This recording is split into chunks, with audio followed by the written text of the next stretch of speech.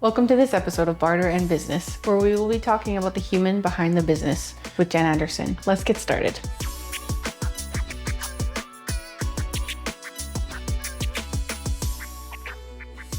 Welcome to Barter and Business, where we explore the art of bartering and interview top traders. Inspired by my dad's business, I created a swapping app and have now partnered with BarterPay. Now a franchise owner and barter coach, I balance family life with my passion for trading. Join me for insights and expert interviews. Welcome to another episode of Barter and Business. I'm here in studio with Jen Anderson, who is an incredible business coach that I've been working with for a while through BarterPay. I'm very excited to introduce you to her. So welcome, Jen. Thank you for having me. So I would love to know a bit about your background, where you grew up, and kind of what brought you to this moment. Ooh, I feel like that's such a loaded question, and there's so many iterations that I could come from on that. I actually knew some of these questions were coming, and I started looking at them and thinking about them, and I was like, no, whatever comes through at that time is exactly the story that's meant to be shared. I grew up in Saskatchewan, moved here when I was 11 to Alberta, loved Alberta, but moved back to Saskatchewan as soon as I turned 18 and graduated, and lived there for 17 years, and then moved back to Alberta kind of on a whim, actually. We had a successful business in Saskatchewan. My husband's in renovations, carpentry. We had no issues with marketing or looking for clients ever. We were living the good life. I joke about we had everything except for the picket fence. However, I was really dealing with a lot of anxiety and depression and had been since the age about 15. And it was hard because it was really confusing. I had been through a lot in my early 20s, and this was probably 31, 32, where I started to realize I was spiraling again. And I felt so uncomfortable with that because I had the 3 kids and I had the amazing supportive husband, and we had new vehicles and we had a very little mortgage and we were building a new house and we had all of these really good, yay, you're adulting in a really great way. The RSPs, the savings, the investments, all of the things, everything on paper was so amazing. And I was staying home with my kids, something I had always dreamt of. And I was miserable and anxious and unhappy, but happy at the same time. It was such a weird space to be in. And I went back to the doctor and asked for meds. And I actually really wanted him to submit me into a mental institute. I felt like I was not a good mom at all and that I wasn't doing a good job, and I didn't feel worthy of spending that time with him. And he wrote his prescription and said, see you in 6 weeks. And I had been on and off meds at that point quite a few times throughout my adult life. I appreciated them, but there was also a point I took those for 3 days and realized there's something else here and I need to go deeper, and I have no idea what that means. It was terrifying, and I started just kind of saying yes to different opportunities that were presented to me, and a lot of them seemed very weird, if I'm honest. It was not logical. It was not seeking anything out. This was almost 10 years ago now. And so it was you didn't have the same search engines that you would look for things now.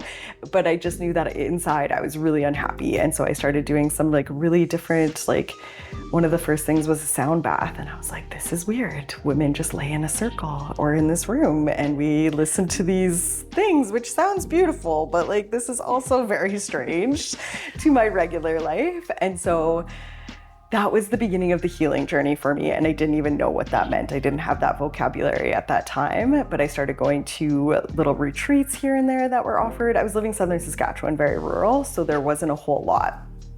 So fast forward a couple of years, I started a new business, network marketing, that I felt really great with. I loved their products, health and wellness, ticked every box of everything that felt so good to me. but I also knew something didn't feel good and I didn't know what that meant, but it led me to personal growth. And I will never forget listening to a training because I just wanted to grow that business so fast. I was like, ooh, and I grew very quickly in the beginning without a ton of effort, like not even knowing what I was doing. And so I was taking in all of these trainings and trying to learn all of these things. And one of the trainings I'll never forget, and she said, your business will only grow to the capacity that you do. And I was just like, what does that even mean? Like, I want tactics. You give me things to do. You tell me the steps and I will do them. And I was like, I don't know what that means. But it led me to starting to read books again and start to learn about myself. And it was really uncomfortable. But that led to, we bought an absolute crap hole of a house, which was so exciting. And on paper is absolutely the biggest failure of my entire life. We sunk hundreds of thousands of dollars into that house and lost so much, but we learned so much about ourselves in the process. And it brought us to Alberta because we just started taking these steps that didn't make logical sense, but felt really exciting inside. And so a few months later, it was like, all signs are pointing to us moving. We had thought about moving in a couple of years. We wanted to move before our kids got into the high school years. We wanted them to be able to have a good base. And we live in Okotoks. We picked Okotoks just kind of on a whim, and everything just worked out really amazing. I could go on and on there, but yeah, absolutely amazing. Made no sense on paper. We walked away from our jobs. We walked away from income.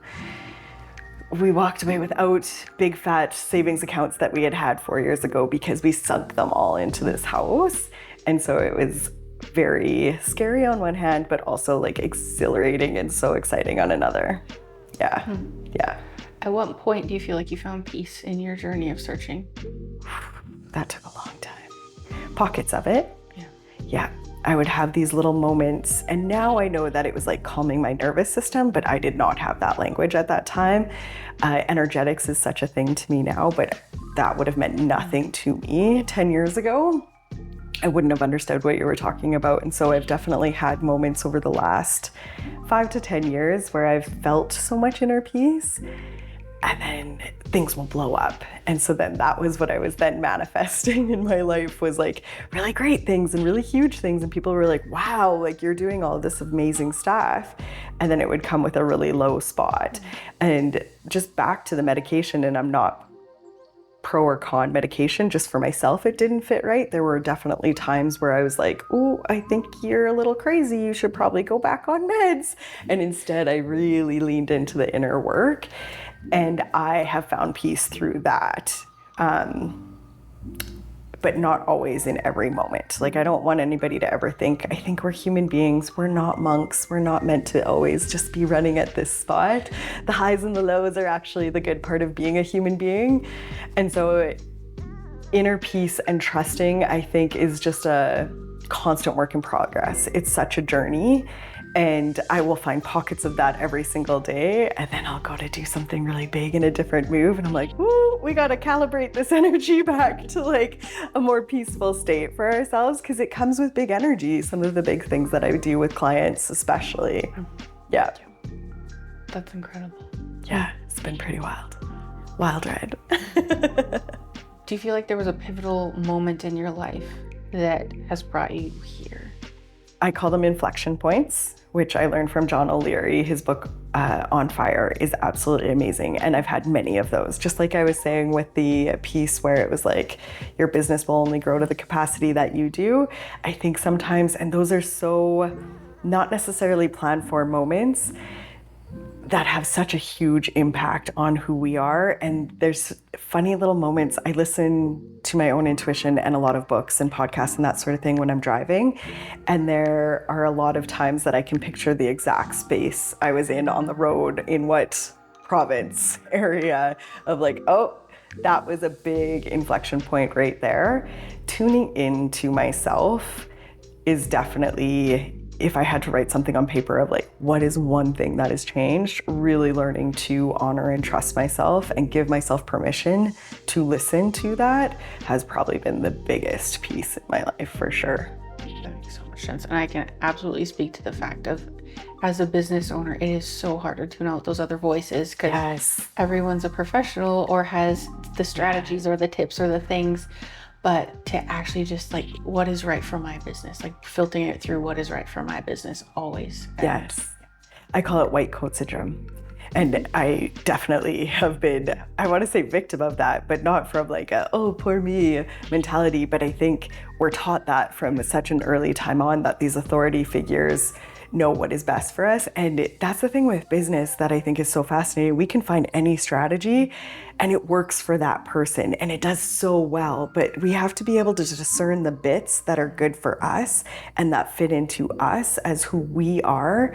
I think also as women, sometimes it's a little bit different when we're stepping into more powerful roles in some ways, but sometimes it's even just earning more money. We're still decades into just being women that earn hundreds of thousands of dollars in a year. That wasn't allowed 20 years ago, 30 years ago, right? So it's still new. There's a lot of lineage that comes along with that.